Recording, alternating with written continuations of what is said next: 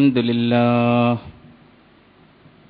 نحمد الله ونستعينه ونؤمن به ونتوكل عليه ونعوذ بالله من شرور أنفسنا ومن سيئات أعمالنا من يهده الله فلا مضل له ومن يضلل فلا هادي له أشهد أن لا إله إلا الله وحده لا شريك له وأشهد أن محمدا عبده ورسوله أرسله بالهدى ودين الحق ليظهره على الدين كله ولو كره المشركون اللهم صل على محمد وعلى آل محمد كما صليت على إبراهيم وعلى آل إبراهيم اللهم بارك على محمد وعلى آل محمد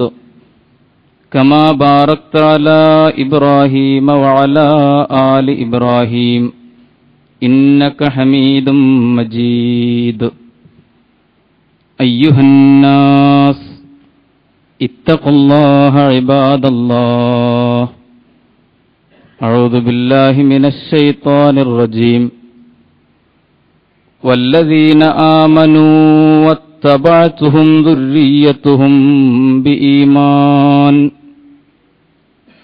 ألحقنا بهم ذريتهم وما ألتناهم من عملهم من شيء كل امرئ بما كسب رهين. സത്യവിശ്വാസികളായ സഹോദര സഹോദരിമാരെ, റബ്ബ് സുബ്ഹാനഹു വ തആല അവന്റെ വിധിവിലക്കുകൾക്ക് വിധേയപ്പെട്ട് യഥാർത്ഥ മുഅ്മിനുകളായി മുഅ്മിനാത്തുകളായി ജീവിച്ചു മരിക്കാൻ നമ്മെ പ്രത്യേകം അനുഗ്രഹിക്കുമാറാകട്ടെ. അല്ലാഹുവിന്റെ പ്രവാചകൻ സല്ലല്ലാഹു അലൈഹി വസല്ലം തിരുമേനി നമ്മുടെ മുമ്പാകെ സമർപ്പിച്ച ജീവിതത്തിന്റെ വരിഷ്ഠമായ മാതൃകയെ വ്യക്തിതലത്തിലും കുടുംബ ജീവിതത്തിലും സാമൂഹ്യ രംഗങ്ങളിലും അനുകരിച്ചും ആവർത്തിച്ചും കൊണ്ട് പടച്ചവന് പൊരുത്തപ്പെട്ട ജീവിതം നയിച്ച് പരലോകത്ത് അവന്റെ വിശിഷ്ടമായ സ്വർഗത്തിന്റെ പരമവിശിഷ്ടമായ ഫിർദൗസിൽ എത്തിച്ചേരാനുള്ള മഹത്തായ അസുലഭമായ സൗഭാഗ്യം തന്നു അല്ലാഹു നാം ഏവരെയും തുണക്കുമാറാകട്ടെ. കുടുംബജീവിതത്തിൽ മാതാപിതാക്കൾ മക്കളോട് ചെയ്യേണ്ടത് എന്ന വിഷയത്തിൽ ചില കാര്യങ്ങൾ സൂചിപ്പിക്കുകയായിരുന്നു കഴിഞ്ഞ ഖുതുബയിൽ നാം. നബി കരീം സല്ലല്ലാഹു അലൈഹി വസല്ലം തിരുമേനി പറഞ്ഞിട്ടുണ്ട്, മാമിൻ മൗലൂദിൻ ഇല്ലാ യൂലദു അലാ ഫിത്രത്തിൻ. എല്ലാ ശിശുക്കളും പിറന്നു വീഴുന്നത് ശുദ്ധമായ പ്രകൃതത്തോടുകൂടിയാണ്, ഫിത്രയിലാണ്. ഫഅബവാഹു യുഹവ്വിദാനിഹി ഔ യുനസ്സിറാനിഹി ഔ യുമജ്ജിസാനിഹി. സ്വഹീഹ് മുസ്ലിമിൽ രേഖപ്പെടുത്തിയ ഹദീസ്. അവന്റെ മാതാപിതാക്കളാണ്, രക്ഷിതാക്കളാണ് അവനെ ഒരു യഹൂദനോ ഒരു ക്രിസ്ത്യാനിയോ അല്ലെങ്കിൽ ഒരു മജൂസിയോ അല്ലെങ്കിൽ അഗ്നിയാരാധകനോ ആക്കി തീർക്കുന്നത്. എന്ന് പറഞ്ഞാൽ രക്ഷിതാക്കളാണ് കുട്ടികളെ രൂപപ്പെടുത്തുന്നത് എന്നർത്ഥം. കല്യാണം കഴിക്കുക എന്നത് താരതമ്യേന പ്രയാസമില്ലാത്ത ഒരു കാര്യമാണ്. പക്ഷെ ആ ദാമ്പത്യത്തിൽ പിറന്നു വീഴുന്ന ഒരു കുഞ്ഞിനെ അവൻ ജനിച്ച ആ ഫിത്രയിൽ നിന്ന് വ്യതിചലിക്കാതെ അവനെ വളർത്തി വലുതാക്കുക എന്നത് വളരെ വളരെ പ്രയാസപ്പെട്ട ഒരു കാര്യമാണ്. വിശേഷിച്ചും നമ്മുടേതുപോലുള്ള ഒരു കാലഘട്ടത്തിലും സമൂഹത്തിലും. കാരണം മനുഷ്യനെ നന്നാക്കാൻ വേണ്ടി രംഗത്ത് വന്ന സാമൂഹ്യ സ്ഥാപനങ്ങളൊക്കെ ആ ലക്ഷ്യത്തിൽ തോൽക്കുന്നു എന്ന് മാത്രമല്ല, ഒരുപക്ഷെ മനുഷ്യനെ ചീത്തയാക്കുക കൂടി ചെയ്തുകൊണ്ടിരിക്കുന്ന ഒരു കാലഘട്ടത്തിൽ നമ്മുടെ വിദ്യാലയങ്ങൾ തൊട്ട് ആത്മീയ കേന്ദ്രങ്ങൾ വരെ മനുഷ്യനെ ആത്മീയമായും ഭൗതികമായും സംസ്കരിക്കാനും നന്നാക്കാനും പുരോഗമിപ്പിക്കാനും വിമോചിപ്പിക്കാനും രംഗത്ത് വന്ന ഈ സ്ഥാപനങ്ങളൊക്കെ ജീർണിച്ചുകൊണ്ടിരിക്കുന്ന, അവിടങ്ങളിൽ പോയാൽ മനുഷ്യൻ മോശമായി പോകും എന്ന ഒരു സ്ഥിതിയിലേക്ക് എത്തിപ്പെട്ടുകൊണ്ടിരിക്കുന്ന സാഹചര്യത്തിൽ എന്റെ പ്രിയപ്പെട്ട രക്ഷിതാക്കൾ, സഹോദരീ സഹോദരങ്ങൾ, സ്വന്തം മക്കളുടെ കാര്യത്തിൽ പ്രത്യേകമായ ശ്രദ്ധ പുലർത്തണം എന്നാണ് പറഞ്ഞു വന്നതിന്റെ ചുരുക്കം. അന്തരീക്ഷം അത്രയും മലിനമാണ്. ഈയിടെ കേരളത്തിൽ ഇറങ്ങിയ ഒരു സിനിമ നമ്മുടെ യുവാക്കൾ, വിദ്യാസമ്പന്നരായ യുവാക്കൾ, കാശുള്ള യുവാക്കൾ കയ്യിൽ കൊണ്ടു നടക്കുന്ന ഒരു ഉപകരണത്തിന്റെ പേരിട്ട ആ ചലച്ചിത്രം ഏറ്റവും ബുദ്ധിപൂർവകമായി നിർമ്മിച്ച ഒരു അശ്ലീലതയായിരുന്നു. എന്ന് പറഞ്ഞാൽ കേരളീയ സമൂഹത്തെ ധാർമ്മികമായിട്ട് അങ്ങേയറ്റം അധപ്പതിപ്പിക്കുന്ന, ഏറ്റവും പ്രതിലോമപരമായ അശ്ലീലമായ ആശയം കൈമാറുന്ന ഒരു സിനിമ. അതിലെ നായകൻ അമ്മയെ നോക്കുന്നത് കാമുകൻ നോക്കുന്നത് പോലെയാണ്. വിശദീകരിക്കുന്നില്ല. സ്വന്തം മാതാവിനെ അത്തരമൊരു കണ്ണോടുകൂടി നോക്കുന്ന സംസ്കാരം കേരളീയർക്ക് അപരിചിതമാണ്. വളരെ ബുദ്ധിപൂർവ്വം കലാപരമായും സാങ്കേതികമായും ഒക്കെ വളരെ മികച്ചു നിൽക്കുന്ന ഒരു സിനിമ. ഞാൻ സൂചിപ്പിക്കുന്നത്, ഇത്തരം സിനിമകളും ഇത്തരം കഥകളും കവിതകളും നോവലുകളും ഒക്കെയാണ് നമ്മുടെ തലമുറ കണ്ടും കേട്ടും അനുഭവിച്ചും കൊണ്ടിരിക്കുന്നത് എന്ന ബോധ്യം നമുക്കുണ്ടാകണം. അതുകൊണ്ട് മദ്രസയിലെ ഉസ്താദുമാരെ വിശ്വസിച്ചുകൊണ്ടോ അല്ലെങ്കിൽ നമ്മുടെ വിദ്യാലയങ്ങളെ വിശ്വസിച്ചുകൊണ്ടോ അതുപോലുള്ള സാമൂഹിക സ്ഥാപനങ്ങളെ മുഖവിലക്കെടുത്തുകൊണ്ടോ നമ്മുടെ കുട്ടികളുടെ ഭൗതിക ആത്മീയ സംസ്കരണം സാധിക്കുമെന്ന തെറ്റിദ്ധാരണ ഒരിക്കലും നമ്മൾ ഇനി പുലർത്തേണ്ടതില്ല. അതുകൊണ്ട് രക്ഷിതാക്കൾ എന്ന നിലക്ക് സ്വന്തം മക്കളുടെ കാര്യത്തിൽ സ്വാർത്ഥത്തിൻ്റെതായ അങ്ങേയറ്റത്തെ അദമ്യമായ ഒരു മോഹം, വളരെ കണ്ണുള്ള ഒരാഗ്രഹം ഈ വിഷയത്തിൽ ഉണ്ടാകണം എന്ന് സൂചിപ്പിക്കുകയാണ്. പ്രിയമുള്ളവരെ, അങ്ങനെ മക്കളെ കൈകാര്യം ചെയ്യുന്നിടത്ത് അല്ലാഹുവിന്റെ വിശുദ്ധ ഖുർആനിലെ പ്രമാണങ്ങളും പ്രവാചകന്റെ തിരുസുന്നത്തും നമുക്ക് വഴിവെളിച്ചമായി തീരേണ്ടതുണ്ട്. ഒരുപിടി വചനങ്ങൾ ഖുർആനിൽ നിന്ന് ഉദ്ധരിക്കാൻ കഴിയും. ഉദാഹരണമായി വിശുദ്ധ ഖുർആൻ 63-ാം അധ്യായം സൂറത്തുൽ മുനാഫിഖൂൻ 9-ാമത്തെ വചനത്തിൽ അല്ലാഹു വളരെ കർശനമായി നമ്മെ ഒരു കാര്യം ഓർമ്മപ്പെടുത്തുന്നു. യാ അയ്യുഹല്ലദീന ആമനൂ ലാ തുൽഹിക്കും അംവാലുക്കും വലാ ഔലാദുക്കും അൻ ദിക്രില്ല വമൻ യഫ്അൽ ദാലിക ഫഉലൈക ഹുമുൽ ഖാസിറൂൻ. അല്ലാഹുവിന്റെ പരമാധികാരം അംഗീകരിച്ചവരെ, യാ അയ്യുഹല്ലദീന ആമനൂ, അല്ലാഹുവിന്റെ സ്നേഹപൂർവമായ സംബോധന പടച്ചവനെ തിരിച്ചറിഞ്ഞ വിഭാഗമേ, ലാ തുൽഹിക്കും അംവാലുക്കും വലാ ഔലാദുക്കും അൻ ദിക്രില്ല, നിങ്ങളുടെ സമ്പാദ്യങ്ങളും നിങ്ങളുടെ സന്താനങ്ങളും ദൈവചിന്തയിൽ നിന്ന് നിങ്ങളെ വ്യതിചലിപ്പിക്കാതിരിക്കട്ടെ, നിങ്ങളെ അശ്രദ്ധയിലാക്കാതിരിക്കട്ടെ. അങ്ങനെയെങ്ങാനും സംഭവിച്ചു പോയാൽ നിങ്ങളായിരിക്കും പരമനഷ്ടം സംഭവിച്ചവർ എന്ന് വിശുദ്ധ ഖുർആൻ ഗൗരവത്തിൽ ഉണർത്തുകയാണ്. ഭാര്യയ്ക്ക് വേണ്ടി, മക്കൾക്ക് വേണ്ടി, കുടുംബത്തിന് വേണ്ടി ഓടിക്കൊണ്ടിരിക്കുന്നതിനിടയിൽ പടച്ചവന് പരിഗണിക്കാനോ അവന്റെ പാഠങ്ങൾ ശ്രവിക്കാനോ ശ്രദ്ധിക്കാനോ നേരമില്ലാത്ത വിധം ഭൗതികത നമ്മെ കീഴ്പ്പെടുത്തുന്നുവെങ്കിൽ റബ്ബ് പറയുന്നു, ഏറ്റവും വലിയ നഷ്ടമാണ് നിങ്ങൾക്ക് സംഭവിക്കാൻ പോകുന്നത് എന്ന്. വിശുദ്ധ ഖുർആൻ 64-ാം അധ്യായം സൂറത്തു തഗാബൻ 14-15 വചനങ്ങൾ അല്ലാഹു പറയുന്നു, യാ അയ്യുഹല്ലദീന ആമനൂ ഇന്ന മിൻ അസ്വാജിക്കും വ ഔലാദിക്കും അദുവ്വൻ ലക്കും ഫഹ്ദറൂഹും. വല്ലാത്ത ഗൗരവത്തിലാണ് പറയുന്നത്. സത്യവിശ്വാസികളെ, നിങ്ങളിൽ, നിങ്ങളുടെ ഇണകളിൽ, നിങ്ങളുടെ മക്കളിൽ അദുവ്വല്ലക്കും, നിങ്ങളുടെ ശത്രുക്കളുണ്ട് എന്ന് പറയുകയാണ്. നിങ്ങളുടെ ശത്രുക്കളുണ്ട് നിങ്ങളുടെ മക്കളിൽ, നിങ്ങളുടെ ഇണകളിൽ. ഫഹദറൂഹും, അതുകൊണ്ട് നിങ്ങൾ ജാഗ്രത പുലർത്തണം, ശ്രദ്ധിക്കണം, സൂക്ഷിക്കണം. വഇൻ തഅഫൂ വതസ്ഫഹൂ വതഗ്ഫിറൂ, നിങ്ങൾ വിശാലത കാണിക്കുമെങ്കിൽ, വിട്ടുവീഴ്ച ചെയ്യുമെങ്കിൽ, നിങ്ങൾ പുറത്തു കൊടുക്കുമെങ്കിൽ, ഫഇന്നല്ലാഹ ഗഫൂറുർ റഹീം, നിശ്ചയം അല്ലാഹു പൊറുക്കുന്നവനാണ്, അങ്ങേയറ്റം കൃപാലുവാണ്. ഇന്നമാ അംവാലുക്കും വഔലാദുക്കും ഫിത്ന, നിശ്ചയം നിങ്ങളുടെ മക്കളും നിങ്ങളുടെ സമ്പാദ്യങ്ങളും ഒരു ഫിത്ന മാത്രമാകുന്നു. ഇന്നമാ അംവാലുക്കും വഔലാദുക്കും ഫിത്ന, ഒരു പരീക്ഷണം മാത്രമാകുന്നു.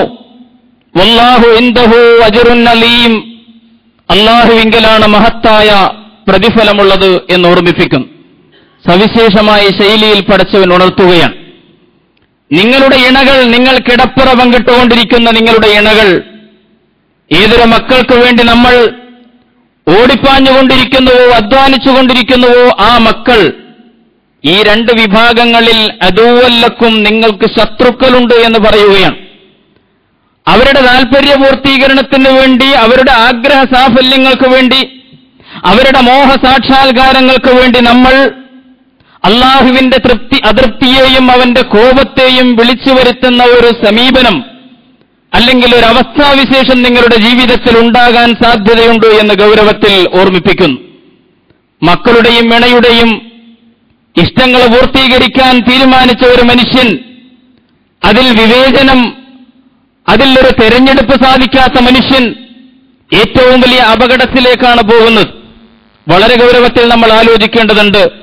എന്നാലോ അവരെ അങ്ങോട്ട് തള്ളിക്കളയാനും നമുക്ക് സാധ്യമല്ല. നമ്മുടെ മക്കളാണല്ലോ. നമ്മുടെ മക്കളുടെ എല്ലാ ആഗ്രഹങ്ങളും പൂർത്തീകരിച്ചു കൊടുക്കാൻ സാധ്യമല്ല. എന്നാൽ നമ്മുടെ മക്കളെ അവഗണിക്കാനും നമുക്ക് സാധ്യമല്ല. വല്ലാത്തൊരവസ്ഥയാണ് കുടുംബത്തിൽ. അതുകൊണ്ടാണ് ഇമാം അമീൻ അസ്സനിസ്ലാഹി അദ്ദേഹം സൂചിപ്പിക്കുന്നുണ്ട്, ഈ കുടുംബത്തിലെ അവസ്ഥാവിശേഷം എന്ന് പറയുന്നത് മുടിയേക്കാൾ നേരിയ, വാളിനേക്കാൾ മൂർച്ചയുള്ള ഒരു മധ്യമ നിലപാടിലൂടെ മാത്രമേ നമുക്ക് ഈ കുടുംബത്തിന്റെ പ്രശ്നം പരിഹരിക്കാൻ കഴിയൂ. മക്കളുടെ എല്ലാ മോഹങ്ങളും സാക്ഷാത്കരിക്കാൻ നമുക്ക് സാധ്യമല്ല. മക്കളെ പിണക്കാനും നമുക്ക് സാധ്യമല്ല. അവരുടെ അനാവശ്യമായ മോഹങ്ങളെ അവഗണിച്ചുകൊണ്ട്, എന്നാൽ അതേസമയം അവരെ പരിഗണിച്ചതായി തോന്നിപ്പിച്ചും അവരെ സ്നേഹിച്ചും ആദരിച്ചും കൊണ്ട് കുടുംബത്തിൽ ഒരു സവിശേഷമായ സമീപനം വളർത്തിയെടുത്ത് മുന്നോട്ടു പോകാൻ നമുക്ക് സാധിക്കേണ്ടതുണ്ട്. അത് ശ്രമകരമാണ് എന്ന് പറയുകയാണ്. വളരെ ഗൗരവത്തിൽ നമ്മൾ ആത്മവിചിന്തനം നടത്തേണ്ട വിഷയമാണ്. നമ്മുടെ മക്കൾ നമ്മുടെ ശരീരത്തിന്റെ പിന്തുടർച്ച മാത്രമല്ല, നമ്മുടെ ധാർമ്മികതയുടെ പിന്തുടർച്ച കൂടിയാകണം എന്നാഗ്രഹിക്കാൻ നമുക്ക് കഴിയണം. നമ്മുടെ മക്കൾ എന്ന് പറയുന്നത് നമ്മുടെ ശരീരത്തിന്റെ പിന്തുടർച്ച മാത്രമല്ല, നമ്മുടെ ധാർമ്മികതയുടെ പിന്തുടർച്ച കൂടി അവരിലൂടെ സംഭവിക്കണം എന്ന് ആഗ്രഹിക്കാനും അതിനുവേണ്ടി പ്രവർത്തിക്കാനും നമുക്ക് സാധിക്കേണ്ടതുണ്ട്. അതിനെന്തൊക്കെ ചെയ്യാമോ അതൊക്കെ ചെയ്യാൻ മാതാപിതാക്കൾ എന്ന നിലയിൽ നമ്മൾ ബാധ്യസ്ഥരാണ്. അമ്പിയാക്കളുടെ ചരിത്രം പരിശോധിക്കൂ, ഔലിയാക്കന്മാരുടെ ചരിത്രം പരിശോധിക്കൂ. അവിടെയൊക്കെ നമുക്കിത് കാണാൻ കഴിയും. ഒരു കുഞ്ഞിന്റെ പിറവി അല്ല, ആ കുഞ്ഞിന്റെ ജനനത്തിന് മുമ്പ് ഗർഭകാലത്ത് നിന്ന് തന്നെ ജനിക്കാൻ പോകുന്ന കുഞ്ഞിന്റെ ധാർമ്മിക ഭാവിയെക്കുറിച്ച് ചിന്തിക്കുന്ന ഒരു ഇസ്ലാമിക ചരിത്രം നമ്മൾ ഖുർആനിലൂടെ വായിച്ചെടുക്കുകയാണ്. ഒരു കുട്ടി ജനിക്കുന്നതിന് മുമ്പേ മാതാപിതാക്കൾ അവന്റെ ഭൗതിക ഭാവി എന്നതുപോലെ അവന്റെ ധാർമ്മിക ഭാവിയെക്കുറിച്ചും ആലോചിക്കുന്ന ഒരു സംസ്കാരം, ഇതാണ് ഇസ്ലാമിന്റെ കുടുംബ സംസ്കാരം എന്ന് നമ്മൾ തിരിച്ചറിയേണ്ടതുണ്ട്. ജനിക്കാൻ പോകുന്ന കുഞ്ഞ്, ആ പിറക്കാനിരിക്കുന്ന കുഞ്ഞിനെ ഗർഭകാലത്ത് തന്നെ പരിചരിക്കുന്ന ഒരു സമീപനം. പ്രസിദ്ധ സംഗീതജ്ഞനായ ബാലമുരളീകൃഷ്ണനെ കുറിച്ചൊരു കഥ പറയാറുണ്ട്. സംഗീത വിദുഷിയായ അദ്ദേഹത്തിന്റെ മാതാവ് ഗർഭകാലത്ത് തന്നെ അദ്ദേഹത്തിന് പാട്ട് പഠിപ്പിക്കാറുണ്ടായിരുന്നു എന്ന്. ഗർഭകാലത്ത് തന്നെ വയറ് തടവുകയും എന്നിട്ട് ചില രാഗങ്ങൾ പാടിക്കൊടുക്കുകയും ചെയ്യുക അവരുടെ ശീലമായിരുന്നു. അങ്ങനെ ബാലമുരളീകൃഷ്ണ വലിയ സംഗീത വിദ്വാനായി എന്ന്. ഞാൻ ആ കഥയിലേക്ക് പോവുകയല്ല. ജനിക്കുന്നതിന് മുമ്പ് തന്നെ പിറക്കാൻ പോകുന്ന കുഞ്ഞിന്റെ ധാർമ്മിക ഭാവിയെക്കുറിച്ച് ചിന്തിക്കുന്ന ഒരു സംസ്കാരം വിശുദ്ധ ഖുർആൻ നമുക്ക് പരിചയപ്പെടുത്തിയിട്ടുണ്ട്. മഹദിയായ മറിയമിന്റെ മാതാവ് ഇമ്രാത്തു ഇമ്രാനിന്റെ കഥ വിശുദ്ധ ഖുർആൻ പറയുകയാണ്. ഇത് ഖാലത്ത് ഇമ്രാത്തു ഇമ്രാൻ റബ്ബി ഇന്നി നദർതു ലക മാ ഫീ ബത്നി മുഹററ. ഇമ്രാൻ മറിയം ഗർഭത്തിലായിരിക്കെ തന്നെ മരിച്ചുപോയി. നഷ്ടപ്പെട്ട ആ ഭർത്താവിന്റെ ആ അസാന്നിധ്യത്തിൽ ഇമ്രാത്തു ഇമ്രാൻ പ്രാർത്ഥിക്കുകയാണ്, റബ്ബി ഇന്നി നദർതു ലക മാ ഫീ ബത്നി മുഹററ. എന്റെ ഉള്ളിൽ വളരുന്ന ഈ ശിശു, ഈ കുഞ്ഞിനെ നിന്റെ മാർഗത്തിൽ ഞാൻ സമർപ്പിക്കുകയാണ്. മസ്ജിദുൽ അഖ്സയുടെ പരിചരണത്തിന് വേണ്ടി, നിന്റെ ദേവാലയത്തിന്റെ, നിന്റെ ഭവനത്തിന്റെ പരിചരണത്തിന് വേണ്ടി, സേവനത്തിന് വേണ്ടി ഞാൻ സമർപ്പിക്കുകയാണ്. ഫതഖബ്ബൽ മിന്നി ഇന്നക അന്തസ് സമീഉൽ അലീം. അതുകൊണ്ട് നീ ഇത് സ്വീകരിക്കണം, കബൂൽ ചെയ്യണം. നീ പ്രാർത്ഥനകളൊക്കെ കേൾക്കുന്നവനാണല്ലോ, നീ എല്ലാം അറിയുന്നവനാണല്ലോ പടച്ചവനെ. അതുകൊണ്ട് എന്റെ ഉള്ളിൽ വളരുന്ന ഈ ശിശുവിനെ ഞാനിതാ നിനക്ക് സമർപ്പിക്കുന്നു. ഫലമ്മാ വലഅത്ഹാ ഖാലത് റബ്ബി വലഅതുഹാ ഉൻസ. എന്നിട്ട് പ്രസവിച്ചപ്പോഴോ അതൊരു പെൺകുട്ടിയായി പോയി. ആൺകുഞ്ഞിനെയാണ് നേർച്ചയാക്കിയത്, പക്ഷേ പെൺകുഞ്ഞാണ് ജനിച്ചത്. എന്ത് ചെയ്യാൻ പറ്റും? ഇമ്രാത്തു ഇമ്രാൻ പ്രാർത്ഥിക്കുകയാണ്, പഠിച്ചവനെ, ഞാൻ പ്രസവിച്ചതൊരു പെൺകുഞ്ഞായി പോയല്ലോ. വല്ലാഹു അഅലമു ബിമാ വലഅത്. അവൾ പ്രസവിച്ചത് എന്ത് എന്ന് അല്ലാഹുവിനെ നന്നായിട്ട് അറിയാം. വലൈസ അസ്സകറു കൽഉൻസ.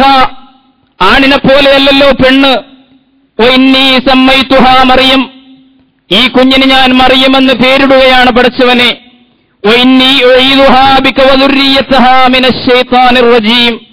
വിശുദ്ധ ഖുർആൻ 3-ാം അധ്യായം ആല ഇമ്രാൻ 35-36 വചനങ്ങളിൽ നമുക്കത് വായിക്കാം. ഇമ്രാത്തു ഇമ്രാൻ പ്രാർത്ഥിക്കുകയാണ്, വഇന്നീ ഉഈദുഹാ ബിക വദുർരിയതഹാ മിനശ് ശൈത്താനിർ റജീം.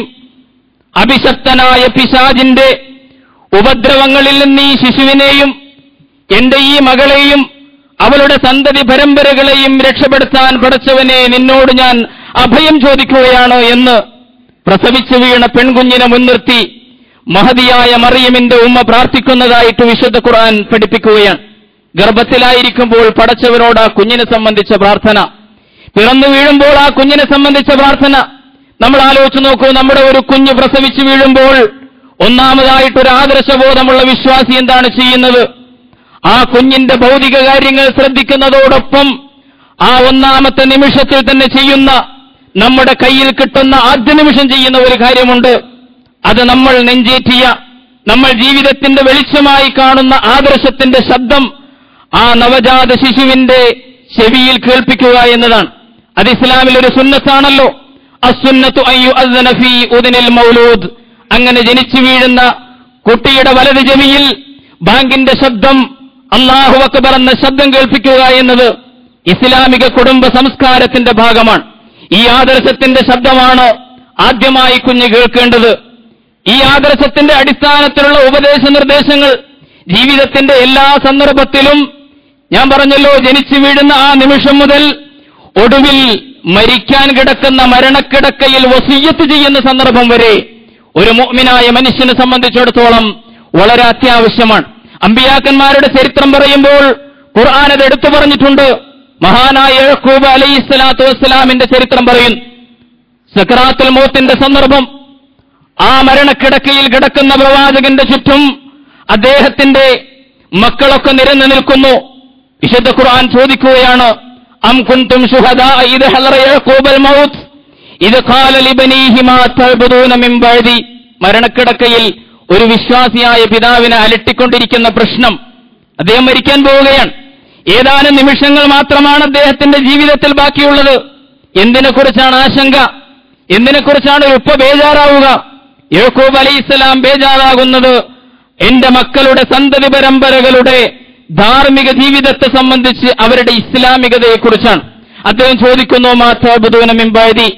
അല്ല എന്റെ പൊന്നുമക്കളെ, നിങ്ങൾ എന്റെ കാലശേഷം ആർക്കാണ് നിങ്ങൾ നിങ്ങളുടെ ജീവിതത്തെ സമർപ്പിക്കുക? ആർക്ക് വഴിപ്പെട്ടാണ് നിങ്ങൾ ജീവിക്കുക? അവർ പറഞ്ഞു, ഖാലു നഅബുദു ഇലാഹക വഇലാഹ ആബായിക ഇബ്രാഹീമ വഇസ്മാഈല വഇസ്ഹാഖ് ഇലാഹൻ വാഹിദൻ വനഹ്നു ലഹു മുസ്ലിമൂൻ. അതാണ് കൺകുളിർപ്പിക്കുന്ന മറുപടി. മരിക്കാൻ പോകുന്ന ഉപ്പ മക്കളോട് ചോദിക്കുന്നു, നിങ്ങൾ ആർക്കു വേണ്ടി ഇനി ജീവിതം സമർപ്പിക്കും? ഞങ്ങൾ അല്ലാഹുവിന് വേണ്ടി സമർപ്പിക്കും. താങ്കളുടെ ഇലാഹിന് നമ്മുടെ പ്രപിതാക്കന്മാരുടെ ഇലാഹിന്, ഏകനായ ആ റബ്ബ് സുബ്ഹാനഹു വ തആലയുടെ മാർഗത്തിൽ ഞങ്ങൾ ഞങ്ങളുടെ ജീവിതം സമർപ്പിക്കുമെന്ന മറുപടി കേട്ട് കൺകുളിർക്കെ അദ്ദേഹം ആ മറുപടി ആസ്വദിച്ചുകൊണ്ട് മരിച്ചുപോകും.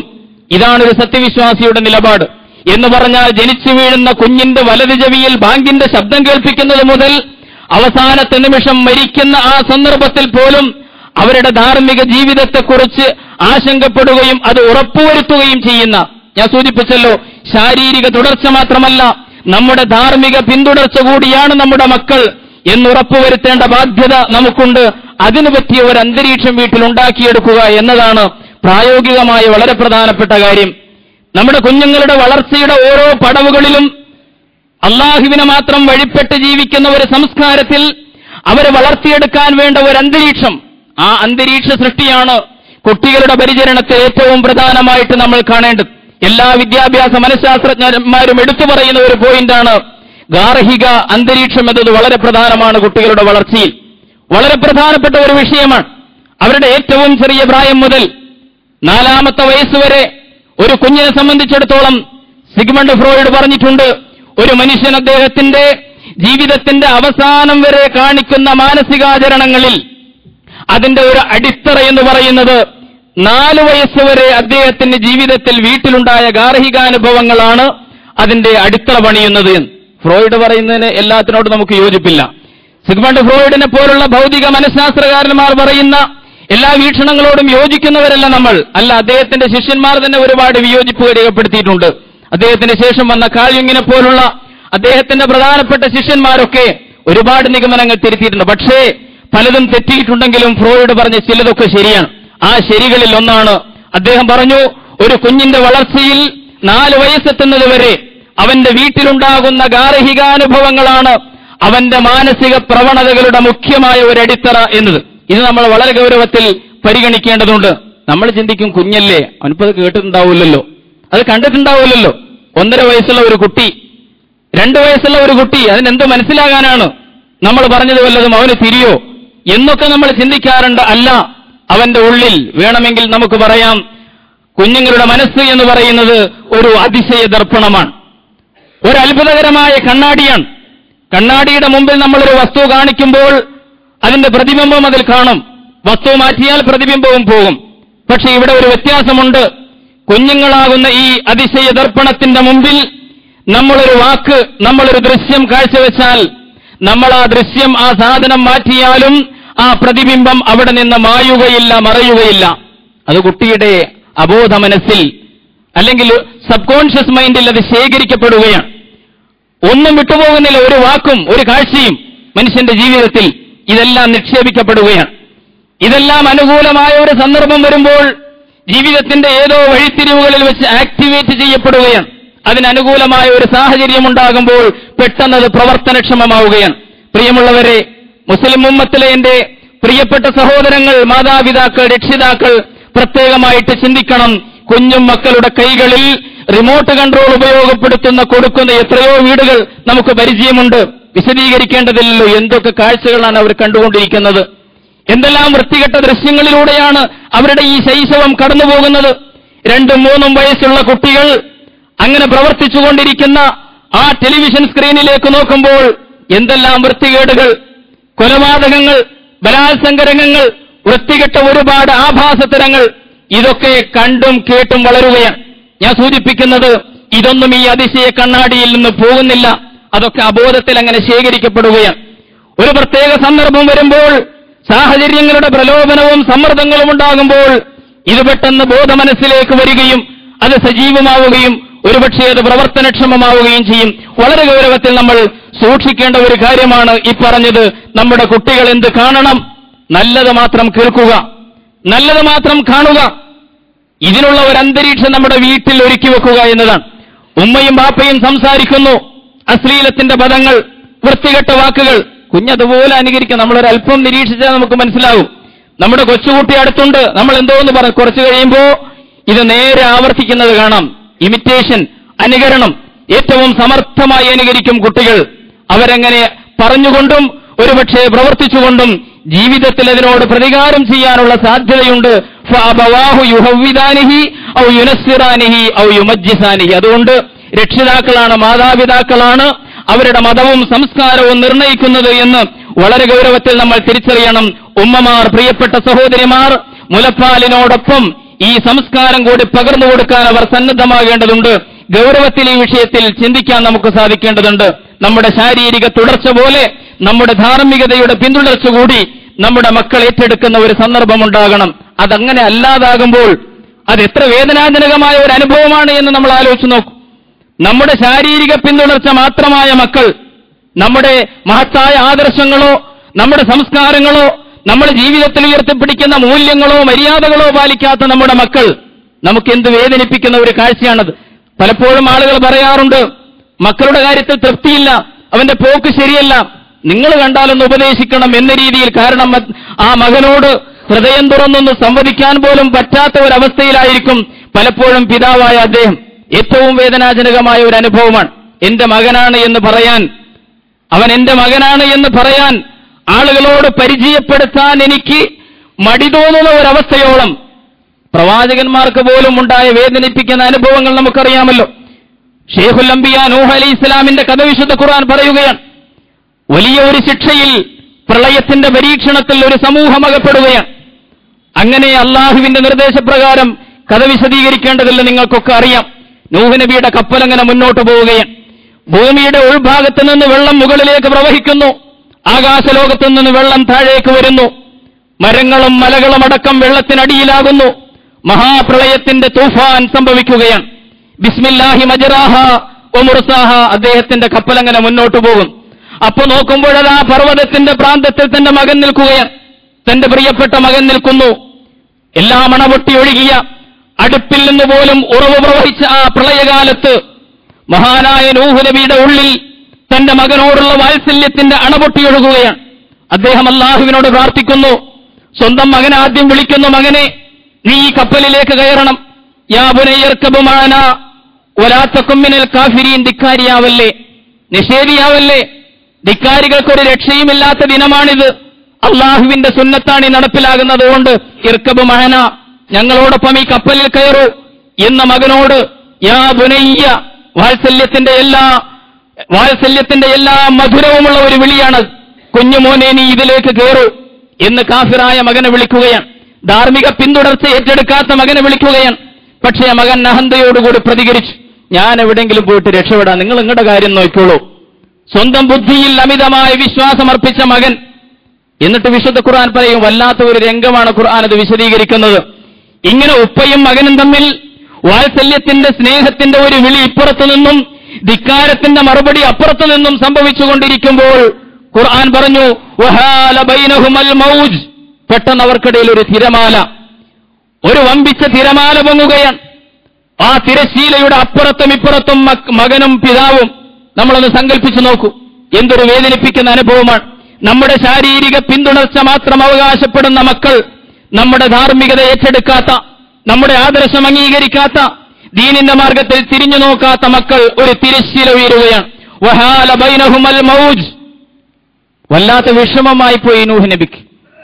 അവൻ മുങ്ങിയൊടുങ്ങി എന്ന് വിശുദ്ധ ഖുർആൻ പറയുകയാണ്. വേദനയോടുകൂടി അള്ളാഹുവിനോട് ചോദിക്കുന്നു, അള്ളാഹുവേ, യാ റബ്ബി, എന്റെ രക്ഷിതാവേ, ഇന്ന ബിനി ഫഖാല റബ്ബി ഇന്ന ബിനി മിൻ അഹ്ലി, എന്റെ കുടുംബത്തിൽപ്പെട്ടവനല്ലേ എന്റെ മകൻ, നിന്റെ വാഗ്ദാനം സത്യവുമാണല്ലോ, എന്റെ കുടുംബക്കാരെ രക്ഷിക്കാമെന്നല്ലേ പഠിച്ചവനെ നിന്റെ വാഗ്ദാനം. എന്റെ മകൻ, നൂഹ് നബി മറന്ന് പ്രാർത്ഥിക്കുകയാണ്. മകൻ ധിക്കാരിയാണെന്നറിയാം, എങ്കിൽ പോലും ആ പിതൃവാത്സല്യം കൊണ്ട് പ്രാർത്ഥിച്ചു പോവുകയാണ്. അള്ളാഹു അതിന് മറുപടി പറഞ്ഞത് അങ്ങേയറ്റം ഗൗരവത്തിൽ, അങ്ങേയറ്റം കർക്കശമായ സ്വരത്തിൽ, താക്കീത് ചെയ്യുന്ന സ്വരത്തിൽ. ഖാലയാനോ, അത്ഭുതപ്പെട്ടു പോകും ആ പ്രതികരണം, അള്ളാഹുവിന്റെ പ്രതികരണം. ഖാലയാനോ ഇന്നഹു ലൈസ മിൻ അഹ്ലിക്, നിന്റെ ശരീര തുടർച്ചയുള്ളവൻ നിന്റെ ധാർമ്മിക തുടർച്ച ഉണ്ടാകും എന്നർത്ഥമാക്കേണ്ടതില്ല. ഇന്നഹു ലൈസ മിൻ അഹ്ലിക്, അവൻ നിന്റെ അഹ്ലിൽപ്പെട്ടവനെയല്ല. ഇന്നഹു അമലുൻ ഗൈറു സാലിഹ്, അവനൊരു ദുർവൃത്തൻ, അവൻ നിന്റെ ഈ സംസ്കാരത്തിൽപ്പെട്ടവനല്ല. ഇന്നഹു അവൻ എന്റെ അഹ്ലിൽപ്പെട്ടവനാണെന്ന് നൂഹ് നബി പറയുമ്പോൾ നിന്റെ അഹ്ലിൽപ്പെട്ടവനല്ല എന്ന് റബ്ബിന്റെ മറുപടി. ഫലാ തസ്അൽനി മാ ലൈസ ലക ബിഹി ഇൽമുൻ, വിവരമില്ലാത്ത കാര്യമൊന്നും എന്നോട് ചോദിക്കേണ്ട നൂഹേ എന്ന് റബ്ബ് സുബ്ഹാനഹു വ തആല നൂഹ് നബിയോട് കർക്കശമായി പ്രതികരിച്ചത് നമ്മൾ കാണുകയാണ്. ഉടനെ നൂഹ് നബി പശ്ചാത്തപിച്ചു. ഞാൻ പറഞ്ഞു വരുന്നത്, നമ്മുടെ ശാരീരിക പിന്തുടർച്ച അവകാശപ്പെടുന്ന മക്കൾ നമ്മുടെ ധാർമ്മികത ഏറ്റെടുക്കാതെ വരുമ്പോഴുള്ള വേദനിപ്പിക്കുന്ന അനുഭവം വിശുദ്ധ ഖുർആൻ നമ്മുടെ മുമ്പിൽ സമർപ്പിക്കുകയാണ്. ചരിത്രത്തിൽ മറ്റു ചില ചിത്രങ്ങളുമുണ്ട്. അമ്പിയാക്കന്മാരുടെ ചിത്രങ്ങൾ നോക്കൂ. ചരിത്രത്തിലെ ഏറ്റവും ചേതോഹരമായ ഒരു കുടുംബ ഫോട്ടോ എന്ന് പറയാവുന്ന ഒരു കഥയാണല്ലോ ഇബ്രാഹിം അലൈഹിസ്സലാത്തു വസ്സലാമിന്റെ കുടുംബത്തെ സംബന്ധിച്ച് പറയുന്നു. 30 ദിവസത്തെ ഒട്ടകപ്പുറത്തുള്ള യാത്രയ്ക്ക് ശേഷം അത്രയും വഴി ദൂരം താണ്ടി മക്കയുടെ മലഞ്ചെരിവിലെത്തുകയാണ് ഇബ്രാഹിം നബിയും ഹാജറയും പിഞ്ചു മകനും കൂടി. അങ്ങനെ ഇബ്രാഹിം അലൈഹിസ്സലാം അള്ളാഹുവിന്റെ നിർദ്ദേശപ്രകാരം ആ മലഞ്ചെരിവിൽ സ്വന്തം ഭാര്യയെയും പിഞ്ചു പൈതലിനെയും ഉപേക്ഷിച്ചു പോവുകയാണ്. സുമ്മ കഫാ ഇബ്രാഹിം മുൻസലിക്കൻ. അങ്ങനെ ഇബ്രാഹിം നബി അങ്ങോട്ട് നിസ്സംഗനായിട്ട് നടന്നു പോകുന്നു, കുഞ്ഞിനെ ഉമ്മയെ അവിടെ ആക്കിയിട്ട്. ആ സന്ദർഭത്തിൽ ഫതബിയതുഹു ഉമ്മു ഇസ്മായിൽ, ഇസ്മായിലിന്റെ ഉമ്മ ഹാജറ പ്രവാചകനെ പിന്തുടർന്നുകൊണ്ട് ചോദിക്കുന്നു, ഫഖാലത്ത് യാ ഇബ്രാഹിം ഐന തദ്ഹബു വതത്റുകുനാ ബിഹാദൽ വാദി. അല്ല, ഈ മലഞ്ചെരിവിൽ, ജനങ്ങളില്ലാത്ത, ആരും നോക്കാനില്ലാത്ത ഈ മലഞ്ചെരിവിൽ, ഈ ഊഷര ഭൂമിയിൽ ഞങ്ങളെ ഉപേക്ഷിച്ചിട്ട് പോവുകയാണോ ഇബ്രാഹിം? എങ്ങോട്ടാണ് താങ്കൾ പോകുന്നത് എന്ന് ചോദിച്ചുകൊണ്ട് പുറകെ പോകുന്ന ഒരു ഹാജറയുടെ ചിത്രം ചരിത്രം നമുക്ക് കാണിച്ചു തരികയാണ്. അല്ലദീ ലൈസ ഫീഹി ഇൻസുൻ വലാ ശൈ. ഒരു മനുഷ്യനെ പോലും കാണുന്നില്ലല്ലോ ഈ പ്രദേശത്ത് എന്ന് സങ്കടപ്പെടുന്ന ഹാജറ ബീവിയെ കാണുന്നു. ഫഖാലത്ത് ലഹു ദാലിക മിറാറൻ. ചരിത്രം പറയുകയാണ്, ഒരുപാട് ആവർത്തിച്ച് ചോദിക്കുകയാണ് ഹാജറ, അല്ല മനുഷ്യ, ഞങ്ങൾ പോവുകയാണോ? ഇവിടെ ആരുമില്ലല്ലോ, ഒരു മനുഷ്യനെ പോലും കാണാനില്ലല്ലോ, നിങ്ങൾ എങ്ങോട്ടാണ് പോകുന്നതെന്ന് ആവർത്തിച്ച് ചോദിച്ചിട്ടും വജഅല ലാ യൽതഫിതു ഇലൈഹാ. അദ്ദേഹം ഒന്ന് തിരിഞ്ഞു നോക്കി പോലുമില്ല, അദ്ദേഹം അങ്ങോട്ട് പോവുകയാണ്. നമ്മൾ ആലോചിച്ച് നോക്കൂ, ഇബ്രാഹിം അലൈഹിസ്സലാം പോവുകയാണ്. അവസാനം ചോദിക്കുന്നു, ഹാജറ ചോദിക്കുകയാണ്, ഫഖാലത്ത് ലഹു. സഹോദരിമാർ പ്രത്യേകമായിട്ട് ശ്രദ്ധിക്കണം, ഒരു ഉമ്മ എങ്ങനെയാകണം എന്നതിന്റെ ഏറ്റവും മികച്ച ചരിത്രമാണ് ഹാജറയുടെയും ഇബ്രാഹിമിന്റെയും ഇസ്മായിലിന്റെയും ആ കുടുംബത്തിന്റെ കഥ. ഫഖാലത്ത് ലഹു അല്ലാഹുല്ലദീ അമറക ബിഹാദ. അല്ലാഹുല്ലദീ അമറക ബിഹാദ. അല്ല, അല്ലാഹു കൽപ്പിച്ചതാണോ നിങ്ങൾ ചെയ്യുന്നത്? അല്ലാഹുവിന്റെ കൽപ്പന നടപ്പിലാക്കുകയാണോ? അപ്പോഴാണ് അദ്ദേഹം പ്രതികരിച്ചത്, ഖാല നഅം. തിരിഞ്ഞു നിന്നിട്ട് ഇബ്രാഹിം നബി പറഞ്ഞു, ഖാല നഅം, അതെ, അല്ലാഹുവിന്റെ കൽപ്പനയാണ്. ഖാലത്ത്, അപ്പോൾ ഹാജറയുടെ പ്രതികരണം, ഇദല്ലാ യുളയ്യുന, ഇദല്ലാ യുളയ്യുന, അങ്ങനെയെങ്കിൽ ആ പടച്ചവൻ ഞങ്ങളെ കൈവിടുകയില്ല. സുമറജത്ത്, അങ്ങനെ അവൾ സംതൃപ്തിയോടുകൂടി മടങ്ങിപ്പോവുകയാണ്. നമ്മൾ ആലോചിച്ച് എന്തൊരു കോൺഫിഡൻസ് ആണിത്, എന്തൊരു ആത്മവിശ്വാസമാണിത്. ജീവിതത്തിന്റെ ഏറ്റവും വലിയ ഒരു പ്രതിസന്ധി അഭിമുഖീകരിക്കുന്നു, ആരുമില്ലാത്ത ആ ദൂരത്ത് മലഞ്ചേവിൽ കൊണ്ടുപോയിട്ട് ഉപേക്ഷിച്ചു പോവുകയാണ്. അങ്ങനെ ഭർത്താവ് യാത്രയാകുമ്പോൾ ഭാര്യ ചോദിക്കുന്നു അവസാനം, അള്ളാഹുവിന്റെ കൽപ്പനയാണോ? എങ്കിൽ അവൻ ഞങ്ങൾക്കൊരു വഴി കാണിച്ചു തരും എന്ന് സംതൃപ്തിയോടുകൂടി മടങ്ങുന്ന ഹാജറയെ കാണും. ഒരു തോൽസഞ്ചി, കുറച്ച് കാരക്ക, കുറച്ച് വെള്ളം, അതാണ് അവരുടെ കയ്യിലുള്ളത്. ആ വെള്ളം തുറന്നു 3-ാമത്തെ ദിവസമായപ്പോൾ കുഞ്ഞു വാവിട്ട് കരയാൻ തുടങ്ങി. കണ്ണു തുറന്ന്, ഉറക്കത്തിൽ നിന്ന് കണ്ണു തുറന്നു നോക്കുന്ന ഹാജറ ഏറ്റവും വലിയ നിശബ്ദമായ വിജനതയുടെ ഭീകരത കാണുകയാണ്. എന്താണ് ചെയ്യുക? പക്ഷെ അള്ളാഹുവിൽ വിശ്വാസമുണ്ട്. കഥ ഞാൻ വിശദീകരിക്കുന്നില്ല, നമുക്കൊക്കെ അറിയാം. സഫാ മറവുകൾക്കിടയിൽ അങ്ങോട്ടും ഇങ്ങോട്ടും ഓടുകയാണ് ഹാജറ ബീവി.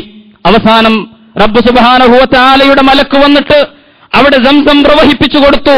ആ സംസം കുടിച്ച് വളരുകയാണ്. മുലപ്പാല് കുടിച്ച് സംസം കുടിച്ച് വളരുന്ന ഇസ്മായിലിന് ഇപ്പറഞ്ഞ സംസ്കാരം കൂടി പകർന്നു കൊടുക്കുന്നു മഹദിയായ ഹാജറ. അതിന്റെ തെളിവ് കുറെ നാളുകൾക്ക് ശേഷം ഇബ്രാഹിം നബി വരികയാണ്. തന്നോടൊപ്പമൊക്കെ പ്രവർത്തിക്കാൻ കാലമായ ആ സന്ദർഭത്തിൽ വരുന്നു.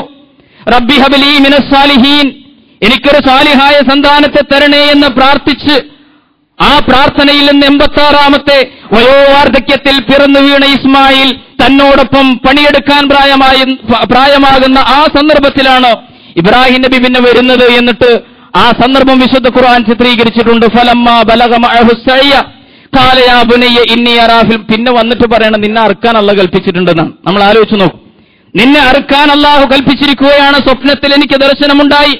അന്നീ അദ്ബഹുക ഫൻളുറ മാദാ തറ. അതുകൊണ്ട് മോനെ ഇസ്മായിലെ, എന്താണ് നിന്റെ അഭിപ്രായം? മോന്റെ അഭിപ്രായം അനുസരിച്ച് ചെയ്യാൻ വേണ്ടി ചോദിച്ചതല്ല. തന്റെ ഭാര്യയുടെ കയ്യിൽ ഏൽപ്പിച്ചു പോയ മകനെ എങ്ങനെയാണ് ഹാജറ വളർത്തി വലുതാക്കിയതെന്നറിയാൻ, അഥവാ ആ കുഞ്ഞിന്റെ റബ്ബി ഹബ്ലി മിനസ് സാലിഹീൻ, സ്വാലിഹായ ഒരു സന്താനത്തെയാണ് എനിക്ക് തരേണ്ടതെന്ന് പറഞ്ഞല്ലോ. ആ സ്വാലിഹായ സന്താനത്തെ തരണമെന്ന പ്രാർത്ഥന തന്നെയാണോ റബ്ബ് കേട്ടത് എന്ന് മനസ്സിലാക്കാൻ ഇബ്രാഹിം നബി ചോദിക്കുകയാണ്. ഫൻളുറു മാദാ തറ, അല്ല മോനെ എന്താണ് നിന്റെ അഭിപ്രായം എന്ന് ചോദിക്കുമ്പോൾ ഇസ്മായിലിന്റെ മറുപടി ഖാല യാ അബതി ഇഫ്അൽ മാ തുഅ്മർ, ഉപ്പ നിങ്ങൾ എന്താണോ കൽപ്പിക്കപ്പെട്ടത് അതുപോലെ ചെയ്തുകൊള്ളുക. സതജിദുനി ഇൻഷാ അല്ലാഹു മിനസ് സാബിരീൻ, സംയമനമുള്ള, ക്ഷമയുള്ള, സ്ഥൈര്യമുള്ള നല്ല വിശ്വാസികളുടെ കൂട്ടത്തിൽ താങ്കൾക്ക് എന്നെ കാണാൻ കഴിയും എന്ന് പ്രതികരിക്കുന്ന ഒരു മകൻ. ഞാൻ സൂചിപ്പിക്കുന്നത് ഈ ഇസ്മായിലിനെ ഇസ്മായിലാക്കിയത് ഹാജറയാണ് എന്ന് മനസ്സിലാക്കാൻ വേണ്ടിയാണ്. ഹാജറയുടെ ശിക്ഷണം, ഹാജറയുടെ പരിപാലനം, ഹാജറയുടെ ശ്രദ്ധ, ആ ഹാജറയുടെ ധാർമ്മികോപദേശങ്ങൾ, അതാണ് ഇസ്മായിലിനെ ഇബ്രാഹിമിന്റെ ധാർമ്മിക പിന്തുടർച്ചയുടെ അവകാശിയാക്കി മാറ്റുന്നത്. അങ്ങനെ പറയുന്നു ഇസ്മായിൽ അലൈഹിസ്സലാത്തു വസ്സലാം. പ്രിയമുള്ളവരെ, കഥ വിശദീകരിക്കുന്നില്ല. റബ്ബിന് സമർപ്പിക്കുന്ന ഒരു ഗൃഹനാഥൻ, റബ്ബിന് സമർപ്പിച്ച ഒരു കുടുംബിനി, റബ്ബിന് സമർപ്പിക്കുന്ന അവരുടെ പ്രിയപ്പെട്ട മക്കൾ, അപ്പോഴാണ് നമ്മുടെ പ്രാർത്ഥനകൾ സാർത്ഥകമായി തീരുന്നത്. പടച്ചവനെ, റബ്ബനാ ഹബ് ലനാ മിൻ അസ്വാജിനാ വദുർരിയാതിനാ ഖുർറത അയുനിൻ വജ്അൽനാ ലിൽമുത്തഖീന ഇമാമ. നിന്നെ സൂക്ഷിച്ച് ജീവിക്കുന്നവരിൽ ഉൾപ്പെടുത്തുകയല്ല, നിന്നെ സൂക്ഷിച്ച് ജീവിക്കുന്നവർക്ക് നേതൃത്വം കൊടുക്കാൻ കഴിയുന്ന രീതിയിൽ, സാത്വികതയിൽ, ധാർമ്മികതയിൽ, ആത്മീയതയിൽ, പടച്ചവനെ നിന്നോടും നിന്റെ അടിമകളോടുമുള്ള അവകാശപൂർത്തീകരണത്തിൽ അവരുടെയൊക്കെ മുന്നിൽ നടക്കാൻ കഴിയുന്നവരാക്കി ഞങ്ങളെ നീ മാറ്റണമേ എന്ന് വിശുദ്ധ ഖുർആൻ പഠിപ്പിച്ച അതുല്യവും അനുഭവവുമായ ആ പ്രാർത്ഥന, അത് അർത്ഥപൂർണമാകുന്നത് ഇങ്ങനെ നമ്മൾ ശ്രമിക്കുമ്പോഴാണ് എന്ന് നമുക്ക് തിരിച്ചറിയാൻ സാധിക്കേണ്ടതുണ്ട്. ഇബ്രാഹിം നബിയിൽ ഒരു പിതാവിന്റെ മാതൃകയുണ്ട്.